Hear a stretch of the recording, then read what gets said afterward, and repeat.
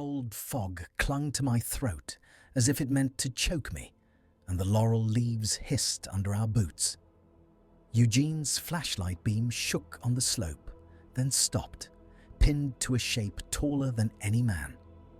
No wind moved, yet my ears filled with a thin, steady piping, like steam escaping. The smell came sharp and metallic, and the thing's red eyes held us above the dark briars. Men pressed me to tell what I saw that night, and I agreed at last. If my recollection held you, I asked you to like this video, subscribe to the channel, and comment below. It began on September 12th, 1952. I was then a fieldman for the West Virginia Department of Natural Resources, loaned out that week to help the county with timber trespass surveys along the Elk River. Flatwoods lay quiet after sundown, with coal smoke hanging low and the last school bus already off the road. I had my Brunton compass, a canvas map case, and a government-issue flashlight that ate D-cells like candy, plus a small first aid packet and a pocket notebook. Deputy Sheriff Robert Carr met me at the service station on Route 4 and introduced Private Eugene Lemley of the National Guard, home on leave, and a lean local boy named Fred May who refused to stay behind. We leaned against Carr's Plymouth and shared a pouch of Prince Albert, passing a rolled cigarette to keep our hands busy, while the station radio muttered about tensions overseas and the price of feed. Lemley spoke of his sister in Cleveland. Carr spoke of his new baby and how he had not slept in a month. When the west lit up with a hard white streak, every one of us looked. The light did not move like a falling star. It seemed to slow, then drop behind the ridge beyond Bailey Fisher's farm, leaving a dull red pulse in the low clouds. At first, we told ourselves it was a wrecked aircraft, and Carr thought of the new jets they tested down toward Charleston. Fred said the school children had seen it from the playground, and the town was stirring. We drove the county road to the May house, where Mrs. Kathleen May stood in her apron with two younger boys and a neighbor girl, all talking at once. They had seen something land in the woods above the old strip mine, and they wanted a man with a car and a gun. Carr took his .38 from the glove compartment. Lemley carried an M1 carbine, more for comfort than use. As we started up the hollow, the night insects sang for a time, then quieted as if someone had turned a knob. A dog down the road began to bay in a steady, measured way. Not like fear, but like warning.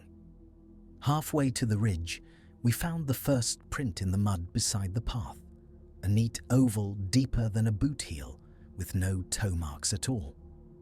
It appeared again twice, then stopped at bare rock, as though whatever made it had risen straight into the air. We climbed with the children, staying behind at the fence, though Fred kept close in spite of Carr's order. The laurel thickets were thick as wire, and our flashlights made hard white cones that showed only bark and wet leaf. I took bearings from my compass and checked the slope against the county map, not because I believed in being lost, but because it steadied my mind. The air cooled in steps. One moment my shirt stuck to my back, the next my breath showed, and a pale fog lay in a narrow band across the hillside like smoke that did not rise. From within that band came a high note that held without wavering. Lemley said it sounded like a power line, though there were none above us. Carr tried to laugh and said it was a katydid, but we all knew the insects had gone silent. When I swung my beam over the ground, I saw a smear of something on a rock, dark and greasy, as if tar had been dragged there. It gave off a sharp odor like hot metal and wet cardboard, and it made the back of my tongue prickle. At the crest, we saw a clearing where the old mine track widened. Something had struck there, or so I thought, because the grass lay pressed in a rough circle and the weeds steamed as if warmed. Yet no heat reached my hands when I knelt. Carr stepped forward, and his flashlight beam went weak, then pulsed, then died altogether. In the same instant, my compass needle spun twice and settled pointing south, though I had been facing east. Lemley cursed under his breath and slapped his carbine as if it were at fault. A shadow passed across the fog, tall and straight, and it moved against the light, not with it. Fred gave a small sound, not quite a cry, and I felt the hairs lift along my wrists. Then, from behind us on the slope, a voice called my name in my own tone, careful and exact. I answered before I knew I had done it, and Carr gripped my sleeve hard enough to hurt. We stood without speaking. Carr brought up his spare light, a heavy Eveready with a fresh bulb, and it burned strong, but the beam looked dull in that fog. I told myself the voice had been Fred playing foolish, yet Fred's face was pale and set, and he stayed at Lemley's elbow.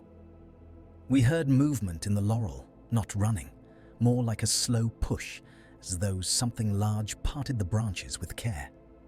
Then came a sharp click, 2 notes close together, repeated 3 times, like a man trying to signal. Carr lifted his revolver and said, "Show yourself," as if addressing a trespasser. The answer was the same piping, now louder, and the fog thickened until it wetted our eyelashes. My own flashlight began to throw a faint green cast at the edges, which I blamed on the mist, but only later did I remember the smear on the rock had shone the same way. In the beam, we found a sapling bent and stripped, its bark peeled in long ribbons at a height higher than my head. The fresh wood beneath was scored with parallel marks, evenly spaced like the teeth of a tool. It was then that Mrs. May's younger boy, who had followed after all, ran up behind us crying that something had moved near the fence. Carr snapped at him to go back, but the child clung to my coat and would not. I smelled the odor again, stronger now, mixed with something like burned sulfur. The temperature dropped so quickly, my teeth ached. In that cold pocket, the fog lifted a little, and through it, I saw a shape above the ground, not standing in the grass, but set back among the branches. It had a hooded outline, like a tall cowl, and beneath it 2 red points that held steady without blinking. Around the lower part hung folds that caught the light like oiled cloth. I looked for hands and saw none, only the suggestion of arms held close. Lemley raised his carbine and then hesitated, his mouth working as if he tasted pennies. Carr, still trying for reason, I said it could be a barn owl on a stump. Yet the figure did not perch. It swayed once, slow, as if breathing, and the piping came from it, not around it. We backed away, step by step, and the grass made no sound under our feet, as if the ground had turned to felt. Carr ordered us down the hill. Fred did not argue. Now he moved as if he were older, watching every patch of darkness. When we reached the May yard, the dog that had been baying earlier lay flat under the porch and would not rise, even when Mrs. May called. The children complained their eyes burned. Lemley kept wiping his face, and I saw a wet rash along his cheekbones where the fog had touched him. At the service station, Carr used the phone to call Sheriff Bonasso in Sutton and the state police. The talk in the room turned quick and brittle. Men laughed too loudly and offered guesses. A Soviet device, a gas leak from the mine, a sick bear on hind legs. I asked for a lantern and a length of rope. The station owner, Mr. Gaynor, gave us a carbide lamp from his shed and a civil defense survey meter that he had kept from a drill, insisting it might prove there was no radiation. The needles sat calm as we tested it under the fluorescent light, and we convinced ourselves the worst had passed. Near 11 o'clock, Sheriff Bonasso arrived from Sutton with 2 troopers, and we drove back to Bailey Fisher's Ridge in a thin line of cars. The woods met us with a silence so complete I heard my own heartbeat under my collar. The troopers carried a hand lantern and a coil of telephone wire for signals. At the first fog band, horses in a nearby pasture bolted against their fence, snorting, and we found my rope cut clean through, its end coated with that greasy film, as if dipped in tar. We went up again, 6 of us, where the mine track widened, Bonasso in the rear and Carr beside me. The survey meter needle stayed quiet, but the air tasted wrong, like a penny on the tongue. The fog band lay ahead, and inside it the piping ran steady as a kettle. When we crossed, cold struck my face and my eyes watered at once. The hand lantern found it among the laurel, as if seated on the hillside. A tall figure with a pointed hood, its surface dull and dark, and 2 red lights where a face should have been. I saw no mouth, yet the sound came from it, measured, intelligent. Carr raised his revolver. Bonasso said, "Hold," and the thing leaned forward and the fog rolled from it toward us. The stench hit, metallic and sour, and Fred gagged behind us. Lemley fired once into the ground, and the note answered with a hiss that drove us back. We ran downhill in a tight file, hauling the children between us. Behind, the piping changed to 3 quick clicks, as if counting. Carr fell and tore his sleeve on rock, and the rip smoked in the lantern light. At the cars, Lemley's rash had spread, and his eyes were nearly shut. In Sutton, a state police doctor washed our eyes with boric solution and asked about gas from the old mine.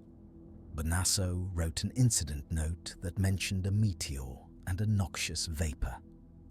A reporter from the Braxton Democrat called it a flying saucer affair, and men in town laughed until they smelled my coat. I turned in my notebook with compass bearings, but I kept 1 page, the sketch of that hood and the bark scores. In 1957, I met Carr at the county fair in Gassaway. He looked older than his years.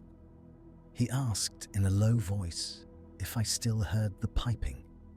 I had heard it once on a November survey near Burnsville, when fog sat in a ditch and my compass trembled though the air was still.